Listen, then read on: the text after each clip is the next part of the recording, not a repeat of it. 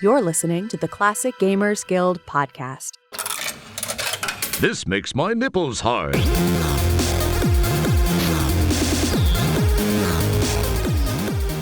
Welcome back to the podcast. Today, Paul and I are joined by Michael, better known as YakWaxLips. If you've been on YouTube looking for adventure game content, you've probably stumbled across his channel.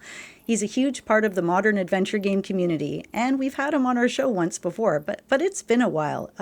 This time, we're going to talk about what it's like to create content and cover games in such a niche genre. And later, we'll have some fun comparing LucasArts and Sierra games, because that's something, you know, Paul and I like to talk about a little bit. So, join us with whatever you want to talk about. I'm going to stop talking. Paul, help. Say hi to our guest. Well, I think they did join us. Oh, hi, Michael. Hold on. Is it Yak's Wax? Or because Anna said Yak Wax, and that just felt a bit rigid. Isn't it Yak's Wax? Or No, it's Yak. Dang. It's YakWaxLips. Okay. Just the one.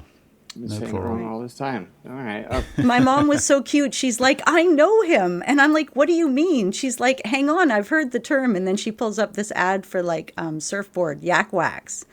Right? And I'm like, she's like, I get the reference. Right? I'm like, close. Well. So I love you, Mom. It is so close. And then I showed her the game and everything. So it led to a fun conversation. Yeah, there's no boards involved in my content, I'm afraid. No. Nor in the game. No. Now with less surfing. So yeah, that's great. Thanks. Welcome to the show. You must have been up to all sorts of projects since we've talked to you last. My goodness, you're a busy fellow. Yeah, it has been some time. I didn't check the date, but it's got to be 4 or 5 years at least. So yeah, it's I've been doing lots of things. I've been doing lots of videos. I've been doing lots of social content. I have just launched the store that we'll talk about in a sec, and just been grinding, I guess you could say, to get the word of point-and-click adventure games out to a wider audience, because it needs it, I think. Yeah. What's been going on with your channel lately? What kind of videos have you been focusing on more? It's been a strange year, and you know what? I find this every year. I always start the year, January, February, going, this is it. I'm going to really, really push it. Except for this year, because I kind of burnt out towards the back end of last year. So I was like, you know what? I'm just going to take it as it seems, because I used to produce a video a day, and that was unsustainable for many reasons. So then I pulled it back to one a week, and it kind of stuck like that till about the summer. And then and it's the summer. It's nice and warm and hot. You don't want to be stuck behind a monitor the whole time. So the summer was a bit dry. But yeah, in terms of content that I've been creating, it's more or less trailer talk is a big thing that I've been doing. I've been getting back into that, where I basically release a video a week, asterisks. It's supposed to be weekly, but it's not. Where I mention loads of upcoming point-and-click adventure games. So I've just released another one last week, I think. There's one coming up this weekend. 4 or 5 new adventure game trailers, where we look at them and go, isn't this lovely? And then everyone goes and wish lists them. And then the devs sell loads and they make more. So that's kind of one thing. And then the other thing is just playing the games and showcasing them to an audience. Like I've just played, I was very graciously handed the new Simon the Sorcerer, which is not out yet. So I got a first look at that, which was freaking awesome. Mm-hmm. Yeah, that was cool. And then a few devs contacted me, and they always pop in my inbox and say, "Can you play this? Can you play this?" So I'm happy to oblige and play and show people what's coming up. So that's kind of the crux of what the channel is, if no one has have heard of it before. And every now and again, I do play old games that have been out. Like I've done a whole Monkey Island Let's Play from the start to the finish. I'll say the finish. I haven't done Return yet. But I've done some streamed some Gabriel Knight. Some of the classics. But for the most part, it's modern point and clicks, which I focus on, and that's kind of what I've been doing the past 9 months or so. I guess you could say. It seems like you're kind of out there. You're out there grinding for the adventure game fans, because basically, I look at YakWaxLips. it's weird to say that to you, but if we could separate, I guess, the idea of the channel, symbolically speaking, from the man, the myth, Michael. I look at YakWax as, I look at your channel as like a hub, kind of like a source, a nexus for all the new games that are coming out, all the info, because it's really hard to find what's going on in the adventure game community, which all this kind of faffing about is going to make its way to a question for you. I promise. It's out there somewhere. So how do you basically? It feels like you roll your sleeves up and just dive into the darkest corners of the internet. Oh wait, that sounds seedy. I do that too. I guess okay. I could make this a lot more simplistic. How do you set about finding the new games that are coming out? Because there's again, you kind of are the hub. So it's how do you procure all of this for everybody? I mean, these days, majority of the ones that appear on the channel are people contacting me. Like back in the day, it used to be trawling Twitter, trawling Steam, seeing what looks good, making big lists. But the name YakWaxLips has got around quite a lot now, so I get quite a lot of emails saying I've got this game coming up, or I get a lot of followers on Twitter saying I've got this coming out. And so, yeah, people just throw trailers and demos at me, and so I'm in a very enviable position to kind of pick and choose, which is I could quite easily make a video a day on 5 games every day. So, wow. 35 games a week. I mean, that's overkill, but it's, that's what I could do. It's, it's not really that difficult to find the new games if you are on social media. But it seems to be the same. What I find is it seems to be a lot of the same developers pushing out their games, which is great because that's what they need to do. They need to just push to let people know that they're coming out. What I find difficult is some people have spent years making games, but they don't know how to market it. So it's out there, no one's played it, and then they go, oh no, what do I do? And it's those games that I try and still seek out because they don't have their own social accounts. They don't really know what marketing wise, they don't know how to reach people. So I do make an effort to try and go out there rather than just playing the next, Francesco Gonzalez game, which, he's right. Massive in Dave Gilbert. They'll appear on the channel, but it's those little niche left of centre games that kind of need a bit of help. And it's really kind of you to say that I'm a hub. That was the goal, I guess you could say, when I set this thing up 6 years ago. So it's nice of you to say that. It makes me feel like my mission is complete. It almost feels like it must be a bit of a culmination then. Now, I don't know if everybody's aware yet, and maybe people on our local social media might know, and there will be a link under the episode, but you've started the Adventure Game merch store, and such a unique project, and it's super duper, adds a lot, really seems to be bringing the adventure game community together. How did that come about? Yeah, that was really interesting, and it was pure. I started it the way that I start everything, which is just like I throw out a tweet going like, I want this to happen. So I used to own and run my own bookshop, and the way that happened is I just put a random tweet out going, I want to go to a local bookshop that also does music and also serves coffee, and there was none around here, my local area. And then people were like, yeah, you should do it. And I was like, no, that's not what I'm saying. I don't want to do it. I'm just saying that's what I want. But then that plants a seed. And I go, actually, why don't I try it? So long story short, I opened the bookshop, and I had a bookshop for over a decade. And then COVID closed it down. And then I came to what's next. So I was like, okay, so what do I really like? And point and click adventure games. I still really love them. It's not just something that I go, oh yeah, I quite like them. It's like I love them. I think they're brilliant. I could quite easily spend every hour of my day playing them. And so this story is getting really long. I do apologise. No, please keep it long. Make it longer even. I want to hear all the details. Yeah. So anyway, so I started YakWaxLips, blah blah blah. Skip to now. I wanted to have a specific T-shirt of a specific game, and I said, wouldn't it be cool if we could just get readily available merch for these games? Because you can, some devs have set up fourth wall stores, some devs have got like a Redbubble, but no one's really got their own like official merch station as such. And those very few that have, you have to really seek it out. You have to know exactly what you want. You have to go to that dev's website. You have to click on that link, and and it's not really well connected. So I just thought, well, why don't I just try and put them all together in this one space? So I thought, well, let's make my own adventure game merch store. So I mean, there's the title, like adventure game merch store. That's as much thought as I put into it, and thought, well, let's. I put a tweet out saying who would like to see this, and loads of people said yeah. So I kind of went ahead with that and contacted about 10 or 12 developers and said, can I basically book you to create some merch? And 99% of them said yeah. One of them said no chance. But no, basically the way that it worked is I know you guys know Tom Hardwidge from Tall Story Games, who did Lucy Dreaming and is currently doing Hair of the Dog. He was one of the first I contacted because he says yes to everything, and I know he's a very open guy. So and he was like, yeah, sure.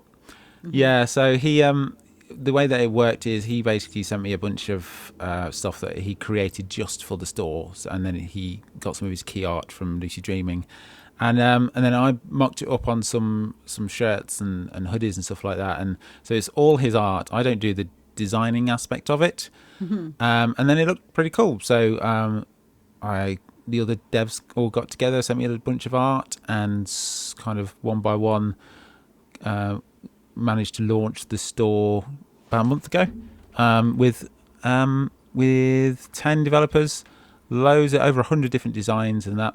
But the one thing that I want to make clear to everyone is I'm not just doing this and it's not just going to go in my pocket. The way that I've done it is that every single developer that's in on the store will get a cut of the profits from the merch that sells. So if you buy a Tall Story Games t-shirt, then a bunch of cash will find its way into Tom's pocket, and then all the others as well. So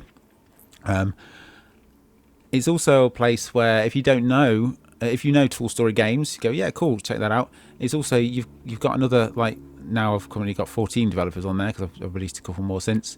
You find out all these other games, and there might be a game that you think, actually, yes, I do remember that, and I didn't realise they've got merch. And it's basically a hub now where you can pick up a t-shirt for one game, a mug for another, a hoodie for another, and wear them with pride and celebrate that. Because let's all face it, this is called the Classic Games Guild podcast, so we all know what we're in for. We're all in it for the same reasons. We're all kind of got that geeky niche about us. So and I thought, well, I'm quite into that as well. So that's where it is, and that's where I am now. It's been open just over a month, I think, and each week, more or less, I'm announcing new developers. Just today, in fact, what's his name? The guy from Sierra, I forgot his name, Ken Williams. That guy. I've just added the Colossal Cave collection, so Nice. in agreement with Ken. So that's all official. It's all licensed. Everything on it is official and licensed. So I could quite easily go and grab Guybrush and stick him on a t-shirt, and obviously that would sell, but I'd probably get sued by Disney. So everything is done above board. Everything is licensed, and and there's loads. And like I say, new devs all the time, new products all the time, and it's continuously evolving. It is at the early stage where it's t-shirts, mugs, caps, the very basic stuff, and the plan is to grow it into more things like plushes and art books and things that are a bit more in need of being available. So that's my very long elevator pitch of what the store is, and it's called the Adventure Game Merch Store because, like I said, it's Adventure Game merch. You must be getting a lot of cool responses from people when they see their favorite games or merch and they didn't know they could have it. Have some started arriving out there in the world yet? Yeah, that's something that's been really cool. I have got a few photos from people who have bought them and they're wearing them out, which is really awesome. And some of the early, I set it up because I thought if there's a fan of one game, they're going to buy a t-shirt and a mug maybe. But what I'm finding is that people are buying a t-shirt for one game and a t-shirt for another and a mug for another, and they're filling the basket with loads of different adventure games, which really melts my heart because they just it makes me really happy because one, they're supporting the genre, but also they're supporting the developer. Like there was one developer who says he'll probably make more money out of this than he will his actual game, which is a bit sweet, but it was quite funny, I think. But yeah, it's I'm really pleased with how it's going. It's early days, so I've not done like a massive, humongous, $10,000 marketing campaign. What I'm doing is I'm tweeting a lot, I guess, and turning up on podcasts. Well, to me, like I made a connection when you and Paul started working together with the merch store that the physical items are giving a lot of us collectors the same rush as like posters or big boxes or things connected to the game, because oftentimes it's the only physical ability we have to touch something that comes from the games that we love. The Phantom Fellows at this time doesn't have a big box. So if you get a t-shirt or a mug, you're holding a piece of the game with you. And at least for me, having something physical is a really big deal. So you're touching a cool side of this.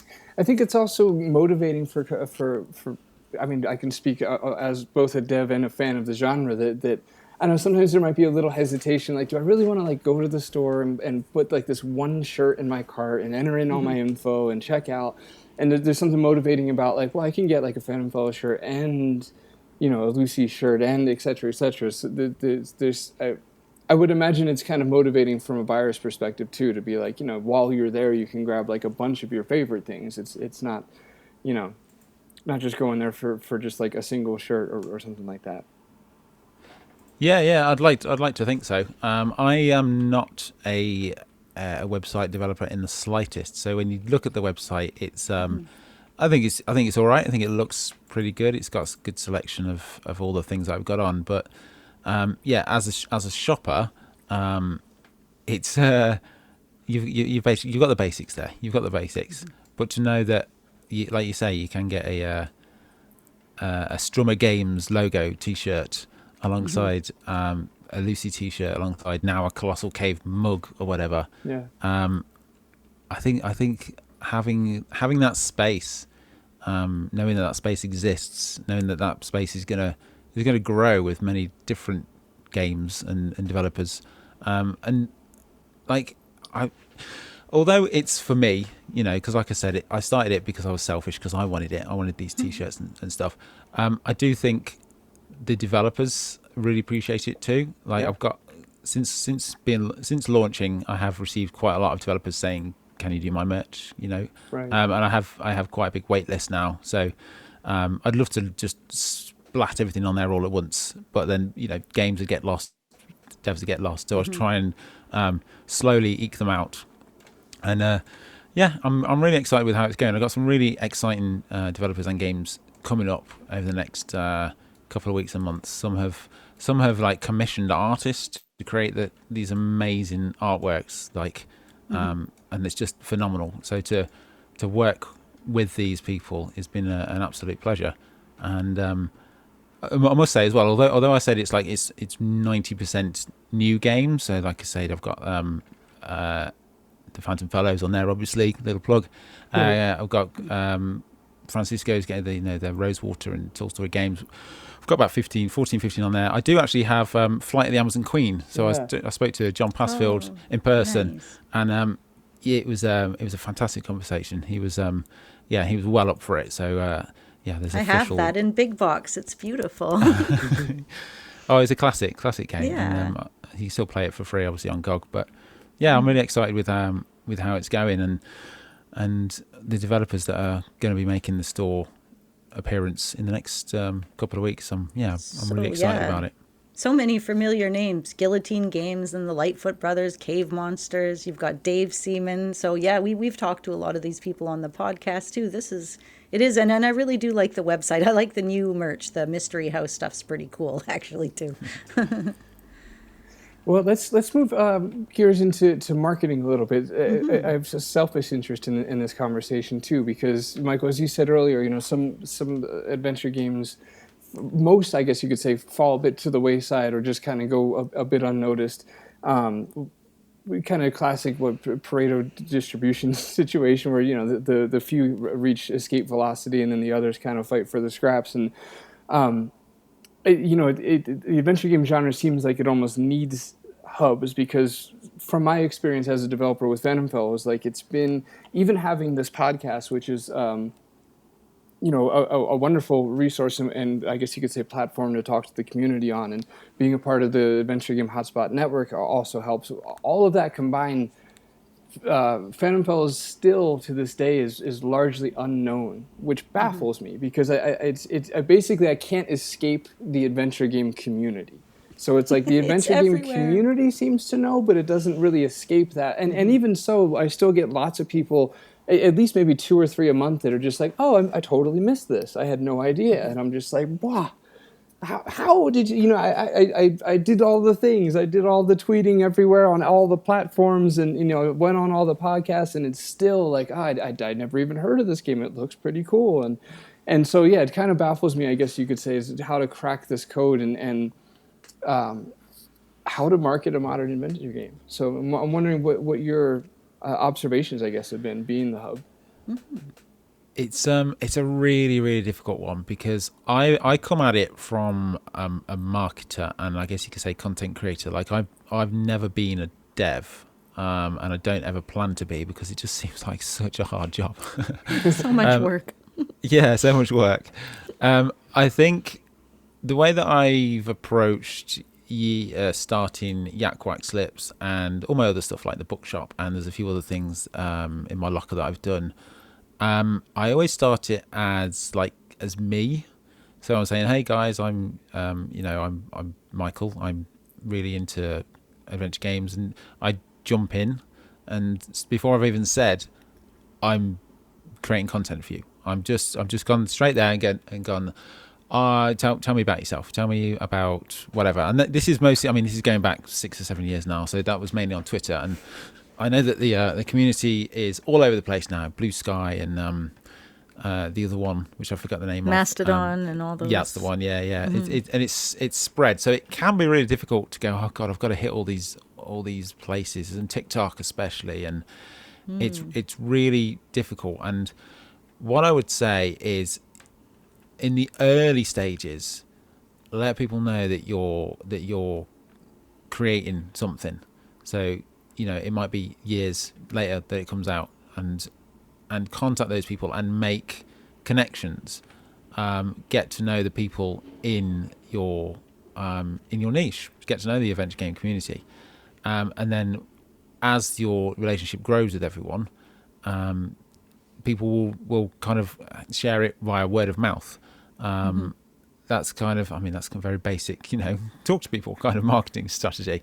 As well as that, it is still quite important to just shout from the rooftops that you've made a game. I've made it. And I know that it kind of seemed like hitting your head against a brick wall, but every single opportunity in every single magazine and blog and everything, I would send an email to. Like, when I launched the merch store, I obviously contacted you because you're part of the merch store, but I obviously knew that you do this podcast. Like, this is the 5th podcast that I've been on it, because I basically just splattered everything out. And I know I've got a few other things coming up as well, and it's just about talking. Yeah. Talk, but don't. I don't know if you know Gary V. I don't know if he's big in America, but he's a marketer, Gary Vaynerchuk, and he had a book called Jab, Jab, Jab, Jab, Right Hook, or something like that. I don't know what it's called, but basically the concept is you talk, you say who you are, what you're doing, how's your day, kind of thing, and give people a little bits of nuggets for 5, 6, 7 times, and then the 8th time is when you go, bam, check my game out, and then you do it again. So you got 7, 8, 9 tweets, whatever. And then the 8th, 9th time you go, bam, I've got a game out. So it's not constantly a barrage of, oh God, this guy, all he does is market, all he does is talk about his game, or all he does is talk about his channel. Like, my channel, a lot of him is retweeting other devs or asking people what they're playing, and asking it's not very often that I go, check out this video I've done, and if it is, I do it like 2 or 3 times on the day a video's out, and then I kind of forget it. The rest of the time, it's being a fan of the genre, just being in the room. be in the room that it happens. Right, don't show up at the party and drop off a flyer. Stay at the party and talk to the people that are wandering the place. That's a good analogy. I do like that. Yeah, exactly. Do that. Thanks. Yeah, that's my marketing techniques, and I did that. I go back to my bookshop as well. I did that. I started a Twitter account in 2012, saying I've got an idea. I'm going to start this bookshop. The bookshop didn't open till 2014. I had like 2 solid years of just telling people, like, oh, I'm trying to do this. Fancy joining and all that. And when it came to actually starting, and holy crap, I've actually got a venue. I had like 15 to 20 people out the door wanting to help me paint the place and help build bookcases, and purely because that's the scene. And it's the same in adventure games, same in anything that you do. Like if you start and talk to people early and say and get involved in the conversation rather than just pimping yourself to the masses, then that goes a lot further. Right, you become more of a human being and not like some corporate entity or something.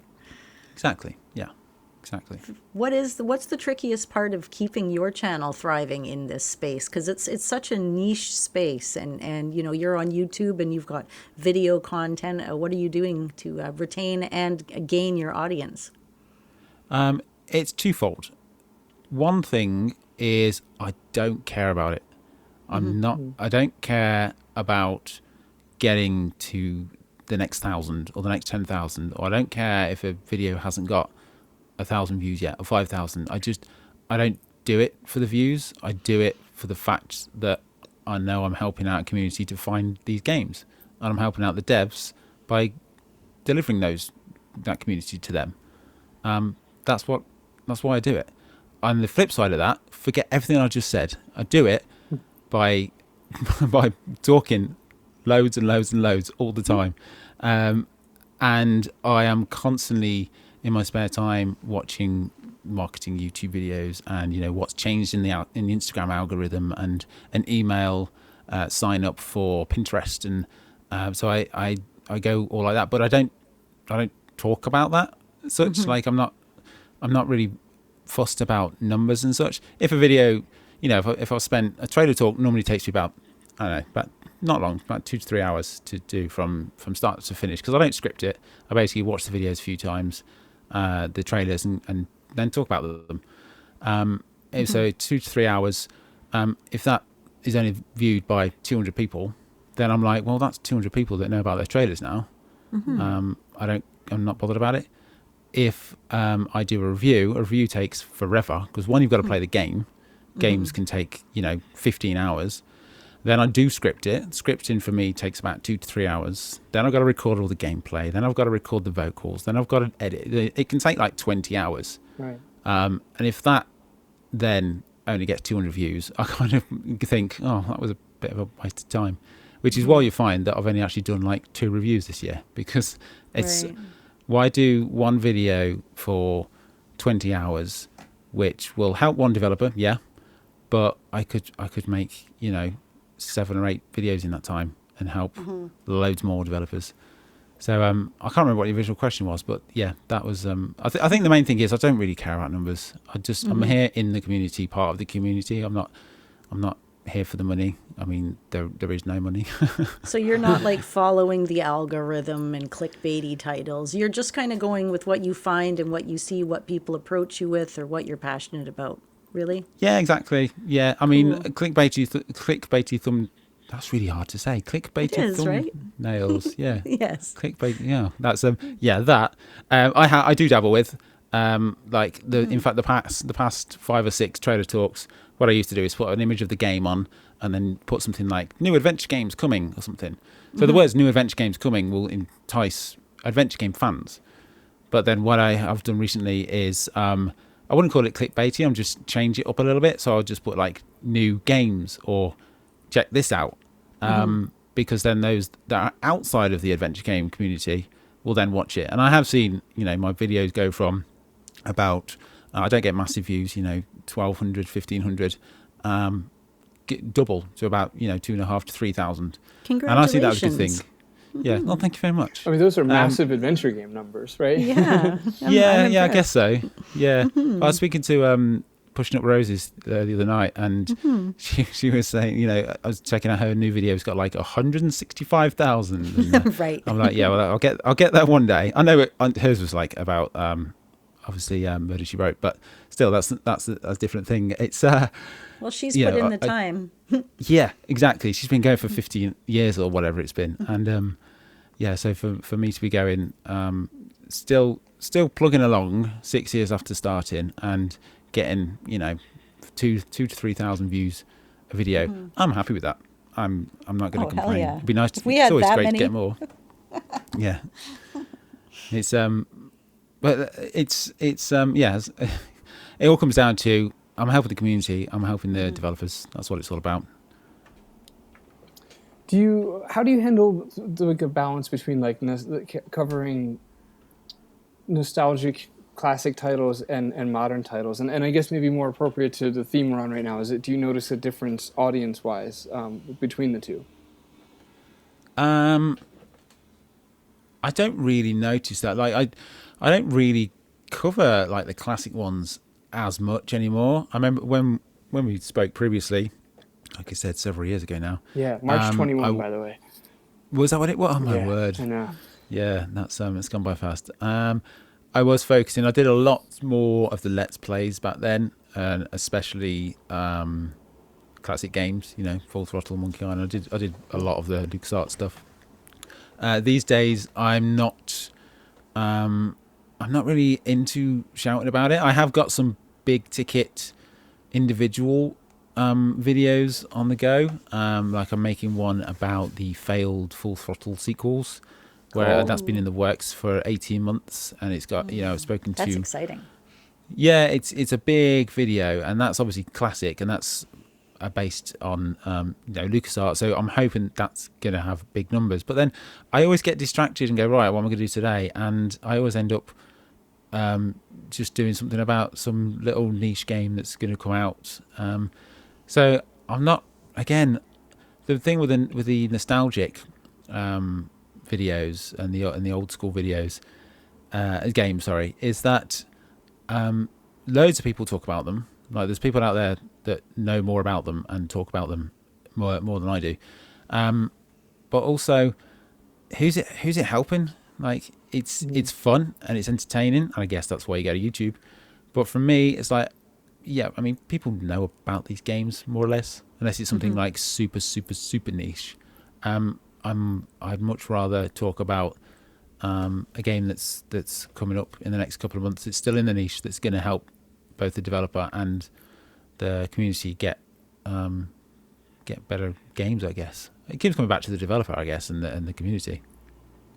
Yeah, I like that. That's extremely admirable. Because yeah, to your point, it's like if you were to purchase a Sierra game on GOG, Microsoft's not going to notice the single penny rolling down their hallway from that purchase. Whereas, you know, in indie dev, it's going to help quite a bit. Yeah, exactly. Like this, I play through a couple of demos. I always do 20-minute demos so people can get a flavour for the games that are coming up. And I always make sure that I leave the Steam page in the description. I've asked for some stats of some people to see, and there was one game that the wish lists just, like, you know, they're getting a couple a day, and then my video goes out there and they suddenly get a couple of hundred. And it's that makes me go, that's why I do it. Like it's really exciting because that game's now got a massive boost, got a bigger chance. I mean, it'd be great if it was like thousands more, but I mean, to get them a couple of hundred extra wish lists, and so that's what it comes down to. Like you say, if someone buys another copy of Quest for Glory, it's like, well, yeah, okay, you know, they'll have fun with it, sure, but you know, wouldn't you just rather buy something that's current? Yeah, that's really cool. That is just at the heart of the communal aspect of it too, and it is. I mean, for all of our listeners know too, it is a very small community. We all see each other in various Twitch streams and things like that. You can't go very far without, you know, bumping into each other basically. No, it's true. It's like a living, breathing ecosystem of adventure gamers, from the guild on Classic Gamers Guild on Facebook to all the Twitch streams to the Discords to the podcast. It's pretty cool. Yeah. I've just realised that I've been speaking now for like half an hour about don't play the old games, play the new games, and this is literally called the Classic Gamers Guild. So ignore everything I've just said, and head to GOG and buy them all.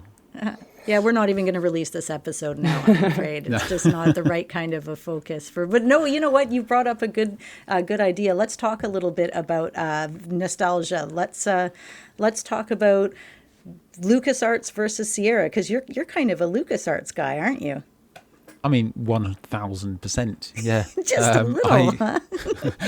I love everything they've ever done, and Even Zach. Even Zach. I haven't even completed Zach, and I still Zach love gets it. some love. Yeah, I do love a bit of Zach. I love them all. I mean, yeah, they have their downfalls, but like not as much as Sierra games. Yeah, that's fair. And hey, Zach is a great game with the walkthrough. I had a lot of fun with the walkthrough. Same with the dig. Both of those games were like they were awesome with the walkthrough. I don't know about without one.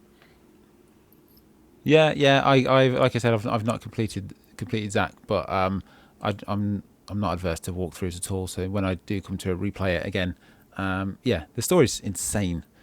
I don't know how he came up with it, but it's a classic. But yeah, I'm firmly on LucasArts' side, and I think that's mainly just because over here in England we didn't really get Sierra games. I never we had a good game store near us that had the big boxes and all that, and from the top of my brain, I don't ever remember seeing adventure games. Now, Sierra games. Now, knowing what Sierra games were like back then, there were adventure games for adventure games. It wasn't like that's a LucasArts game. Right. You know, it was like that's an adventure game. Like I've got Lord of the Temptress in big box. I got that. I got Broken Sword in big box, and Flight of the Amazon Queen. I also got there as well. But then I also did get Monkey Island, Grim Fandango, and a couple of others. Full Throttle, The Dig, all in big box. But I've never owned a Sierra big box, which makes me think that maybe they didn't stock them. I know they're big in America, but here they just didn't seem that big. And that's the reason why I'm a LucasArts guy. If they stocked Sierra games, I would have absolutely loved them. But only coming to them in my late 30s, early 40s. When I'm used to LucasArts, it's a no-brainer. It's LucasArts all the way. Dang, that's annoyingly reasonable. I got to give you that. But so we touched it briefly earlier in the episode. You've actually played at least one Sierra game now? I have played exactly one Sierra game, and that was Gabriel Knight. Why which that I did one? love. I thought it was great, and I've been told that that's the most LucasArts Sierra game there is, and so maybe that's why I played it, why I liked it. But I also played that on stream, and I also played that back when I used to stream, and I also played that with an audience of about 20 people, and one of those was like a mega super fan. And so, you know what? Something's just come to my brain. I played Space Quest as well. Yes, I did. Okay. So I played two, because I also did it on stream, and Trolls came into the chat, and he basically guided me through it. And that's what happened with Gabriel Knight. So like, I'm not one of these streamers who's like, no hints, no tips. Like, if I get stuck, I'm like, please help me. Right. I'm a poor adventure game player. And so Vicky, this adventure game nut, who loved Gabriel Knight, was just kind of nudging me along the entire way. And so and that was great.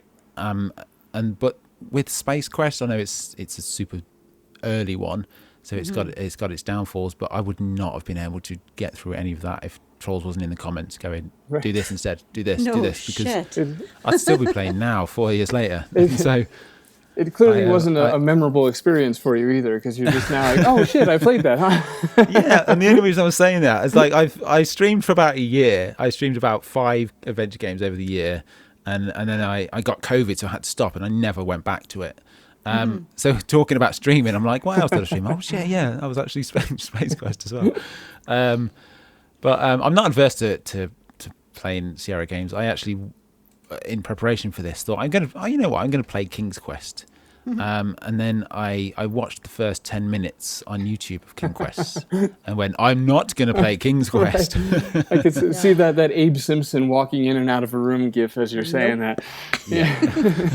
It's, even I love the Sierra games, but I was never able to complete the first 3 Space Quests or the first 3 King's Quest without a full walkthrough guide, which I got in a very old compendium of adventure game guides back in the day. And it had no paragraph breaks and like no double spacing between anything. So it'd be like you'd open up this like trade paperback size book and you'd get a solid wall of text for a game that would be like 3 pages long. So I would keep a little yellow sticky note with me so I could put it underneath whatever sort of line I was currently working on. But no, man, those games are not something I would ever be able to figure out at any age by myself. It's the later ones like King's Quest 4, Space Quest 4 and beyond that I like those ones. I think, Michael, you had mentioned that you had heard that Gabriel Knight was the most LucasArtsy, and I'm 99% sure I planted that seed in your head back when we did the original podcast, because I remember now getting yelled at for that, with people saying, like, why would you say Gabriel Knight? Like, first of all, LucasArts games are largely funny. And that's not at all a funny game. It's quite serious and dark. And I was like, well, I remember it being like a clean design, and it's like then they brought up that there was 15 different cursor icons and kind of the chaos behind the scenes. And so anyway, I think I've misled you there, and I apologize.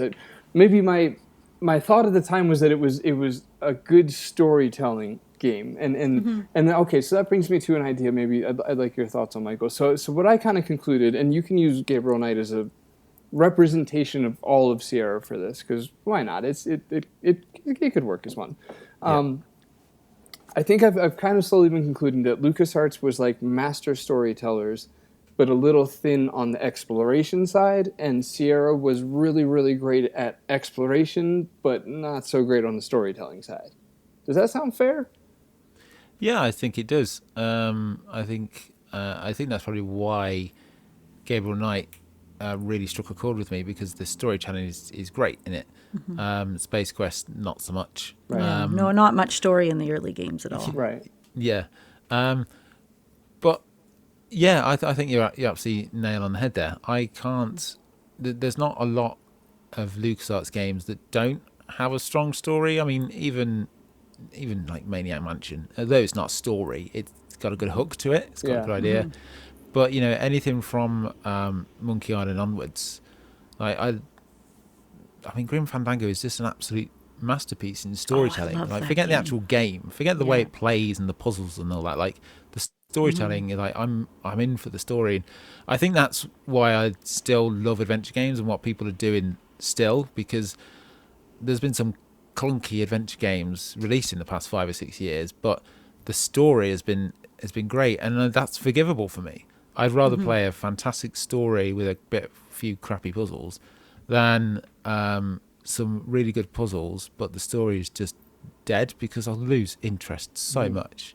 And then maybe that's why, even in my early 40s now, I'm kind of, when I look at Sierra, I approach it with caution, because I like the idea of story, and I couldn't pick a Sierra game that has a better story than most LucasArts games. I mean, you're the experts on Sierra, so which forget Gabriel Knight, because obviously you got shouted out about that. But what would you say is the most story-driven Sierra game? It's funny. I've been playing that idea through my head since you started talking about it and trying to make the decision to pick one that's more story. Because, see, Paul? It's Gabriel Knight 1 and 2 for me. Yeah, I really think those are the story heaviest out of all. Because they were written by an actual storyteller. No offense to any of the other Sierra devs, obviously, but I think the two guys, like the Space Quest guys, one of them, like Mark Crow, went door to door just trying to sell his art and got hired, and Scott Murphy was like a busser at a diner.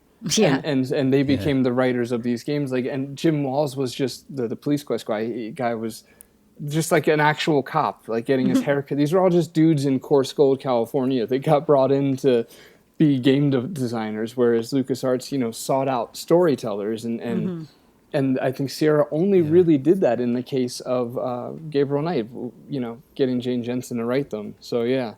Mm-hmm. Yeah. Like there's some story in Phantasmagoria 2 in a way as well. That's true. That's a really good story. Yeah. And I enjoyed that game. I didn't play FMV games at all. I just played the classic Sierra games, but that one got me. Yeah. Okay. Yeah. I think I'd have to play Phantasmagoria then next. I mean, it is Halloween, the second so maybe... one. Skip the first one. Yeah. Because they have nothing to do with each other, so you're not missing connected. out. Yeah. I think for you personally, especially if you're trying to get an impression of enjoying it, that number 2 would be a better game to jump into immediately. Because there's some neat things about the story that'll catch you, I think. Cool. Okay, that's added straight onto my top of my wish list. Mm-hmm. Good, yeah, because Conversations with Curtis, I mean, they have their own channel, and they've been playing the games with Victoria, who was from the first game, and other people, and talking about it and kind of breathing a second life into the Phantasmagoria games, which is kind of neat to see in this. I mean, what year is this, right? This is so cool. I've got a statement that's going to lead into a mischievous question. Past me was being a little cheeky here. Okay, so Phantom Foes, I tried to address this. I tried to basically tell a really interesting story, at least on a day-by-day basis. Basis. No, I like your word better. While also honoring what I love about adventure games, which would be the exploration and to be able to look at everything and touch everything and get a unique response and things like that. Okay, so here's my dick-headed question that I can blame it on past me as if we're a splintered personality. But okay, so you play a lot of modern adventure games. Most are from the LucasArts School of Design, most modern adventure games. Have you played any that weren't, and will the Phantom Fellows be your first? Oh, that's a tough question. I off the top of my head, like I definitely lean towards the LucasArts side. Having finished a Sierra type game, I mean, I played a bit of Crimson Diamond. Loved it, by the way. I think it's amazing. But I guess without bringing up my current Steam and GOG library, I guess it would be. I know you can. I played your demo and it's great. And the thing that I do like about what you did as well is story. Like, it's really funny. Thank you for that. I still shudder when anybody mentions the demo. It's like my demo is like a picture of me in puberty, where you're just like, but yeah, I mean, it probably will be the first, if not the first, then definitely one of the first Sierra type games. Because I mean, I'm thinking of the games that I've played this year. Like I class myself as the point and click adventurer, and like people come to the YouTube in droves, and thousands of views and all that kind of stuff. It's like, I think I've only played about 6 games this year. Partly because I've launched this store, the merch store, but then partly because I tend to pretty much take the summer off. So like I've played Old Skies, played Rosewater, played Prim. I think I played. I can't even remember what I played, but yeah. So those are all the types of game that I normally play. So yeah, I think probably Phantom Fellows would probably be the first Sierra type game that I played. And I know I've said this to you before. Like that has been top of my next play for about 2 years. Because and I emailed you not long ago actually saying, yes, don't worry, it still is. I'm just going to finish Prim. I still haven't finished Prim. I'm like right at the end of Prim, and like ready to finish that. And then once that's gone, Phantom Fellows is next, which then, in 4 years' time, when I come back on, I can say, actually, yes, I did finally play it. And yeah, this is my opinion. You die too much Sierra influence. Where's the LucasArts? Yeah. But yeah, no, I'll let you guys know what I think about it in a heavily edited email. Yeah, if you liked it, let us know. And then if you didn't, then something came up. I forgot to. That's what I've been doing for the past 3 years. Yeah, sure, I'll play it. Well, the nice thing about the game is when you die, it automatically can just rewind to right before you died, and you can make a better decision. So that's a little bit more polite than your typical Sierra fare. Yeah, that's fair. I do think maybe Wadget is another example of maybe not full LucasArts gameplay style. I'm not sure. Yeah, he's kind of in the middle a little. See, I would always say that's heavily story driven, especially like Old Skies recently played. So, and that's, I wouldn't say there's any Sierra. Definitely story driven, but what about, because I haven't played all, so the last one I played was Unavowed, which I guess would be his last one, but what about the exploration? I can't really even recall how Dave handles exploration. And in other words, is it like you walk in a room and you only really interact with the things that you need to interact with? Yeah, mostly. There's a few hot spots where you can click on extra things, and they do have a few funny things, but not in the detail that I've seen with Sierra. Closer to LucasArts. Okay. Yeah, I'd say that's true. Yeah, definitely. And then I'm just scrolling through my just scrolling through my wish list from my Steam library now, and like everything in the past year and a half, 2 years is just like just LucasArts style. And that's quite embarrassing for me, really, because I'm supposed to be a so-called expert on the genre. I don't think it's you. I think it's just the state of modern adventure games. And I think it's the right way to go. Don't get me wrong. Like, they should be story driven. That's why we love these games. And I think a lot of us, when we go back to old Sierra games, we're almost left wanting a little bit. Like, I've realized playing, especially the Parser era games, I'm like, my imagination filled in a lot of blanks. Yeah. Like, there's not a lot of story here, not as much as I thought there was. And the manual, we would because we would get the game and we would read the manual and then play the game and read the manual, and the manual would become the story in a lot of those cases too, I think. And then at the end of the day, like speaking of the Phantom Fellows, it's like it's not. It's just like all the other ones, except for there's just like a ton of interactions available, basically. But I guess what I'm saying is that's maybe the only thing that makes it Sierra-y, is like on top of the story-rich nature of the adventure game, there's also just the ability to just click on all the things, which I also see as superfluous to a degree too. So like I really don't blame or not understand why most modern adventure games went the LucasArts route. That's the route that withstood the test of time, let's say. I thought you were going to say wussed out.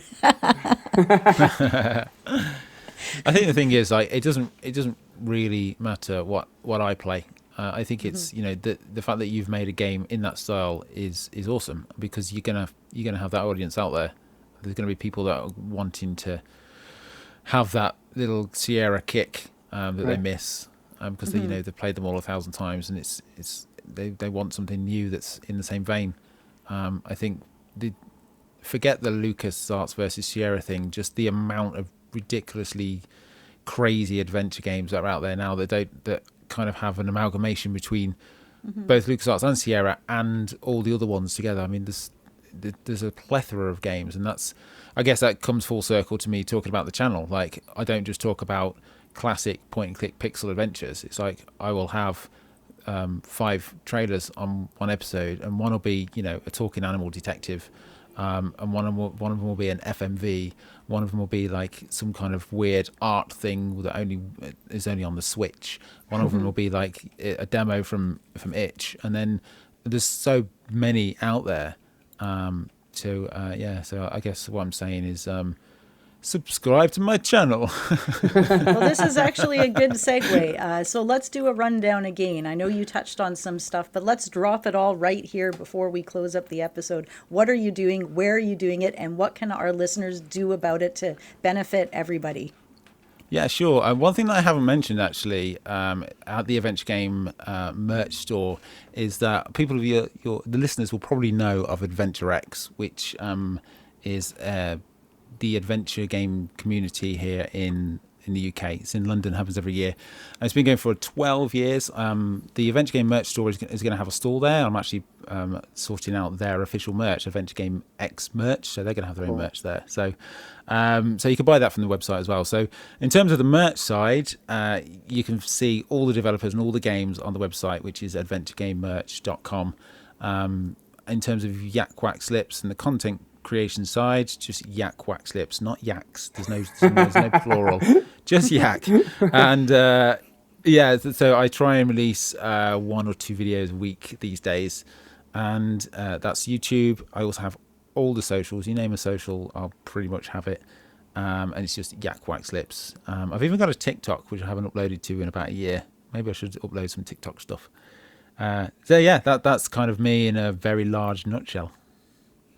That's awesome. Paul, anything you want to say about? We did have something to say. We wanted to tell our lovely listeners to hit the subscribe button wherever you listen to us. Instead of just like downloading it or clicking on it or waiting for a notification, hit the subscribe button. That's a fun one for today. Yeah, it turns out every podcast says that. It just took us 216 episodes to catch on. But yeah, maybe press those buttons, and also go to Adventure Game Merch Store and grab a Phantom Fellows shirt and tag YakWax and tag YakWax and tag us in the photo. That'd be super fun. And then to Michael, when you play Phantom Fellows, there's going to be a point in the game where there's a just one point. It's a who done it moment, and you get to type in who you think done it. Put your own name in for fun. A little message for you hidden in the game. All right. Okay, I will do. Awesome. Excellent. Look forward to that. Well, we definitely covered a lot. For everyone else listening, that will be the next game I'm playing. So there will be a review, and I hold no bards. I don't hold back when I do my reviews. So you will know my true feelings on the Phantom Fellows within the next, I was going to say month. It'll probably be 12 months, but it will be soon. Yeah, within months. Yeah. Oh, that's scary and exciting. Yes. Thank you. And thank you to Michael for joining the both of us. Definitely check out YakWaxLips on, now I can't even say it. YakWaxLips, what have you done? YouTube and his adventure game merch store. Love the fact that the name is easy to remember. You're like, where is it? It's the place you get adventure game merch, the store. Right. It's like, that's beautiful. And don't forget to pick up the Phantom Fellows on Steam too while you're at it. And of course, come hang out in the Classic Gamers group with us. I would like to say hey to Neal, who is our newest Patreon member. Thank you for joining and being part of the Classic Gamers Guild crew. She said that with several Y's too, that flirty hey. Hey. Yeah, and thanks for everybody in the True Believer tier. That's Mark, Brian, Mick, Tim, Gareth, Chapman, Christopher, and Yanis. You guys are amazing and keeping the lights on in this place, so really appreciate that. Otherwise, check us out. What's that? That tier has such a like Justin Bieber vibe to it. But what the True Believer thing? Where did we get that? Did we do that? It came out of my brain. Okay. I love it. It was like, because whatever it was before, I felt silly sometimes when I said it, and I was like, I need to make it something that I would feel happy saying it. So I tested out a bunch of things, and I was like, True Believer, yes, I am a true believer. I've never said it out loud before, but for like 100 episodes, I just quietly mutter Justin Bieber to myself when you say that, and I don't know why. That. No, that makes it even better. No, and he's a Canadian icon, right? Oh, okay. Gotcha. And I'm Canadian. Yeah, you guys are, yeah. Yeah, it's a whole thing. We protect our own. So anyways, we're on Twitter, CGG Podcast, and at thephantomfellows.com. We're on Blue Sky. We're on Mastodon. You can also find all sorts of walkthroughs and guides and how to get your completionist routes on the Phantom Fellows at thephantomfellows.com. Go over to the More tab, do a little clicky there, and you're going to see all those options. So that's pretty cool. Send us an email, mail@cggpodcast.com. Paul, we need to check into that. I haven't gotten an email in a long time. Is it because you guys aren't writing, or am I just not having access to my email? I apologize if I'm missing every single email for the last 4 months, but I assure you, maybe we should stop. Maybe just like DM us or something. We never really had a grip on emails. We don't. It's really hard for us. 1993 in here, and it's, So become a Patreon or support the show. Patreon.com, Classic Gamers Guild. Join us on Facebook. We're a page, we're a group, we're on Instagram, and we're on YouTube. That's right. And that's all. And also all the links for YakWax stuff will be in the description of this episode, so you guys can check it out. And that's all. Don't do murder.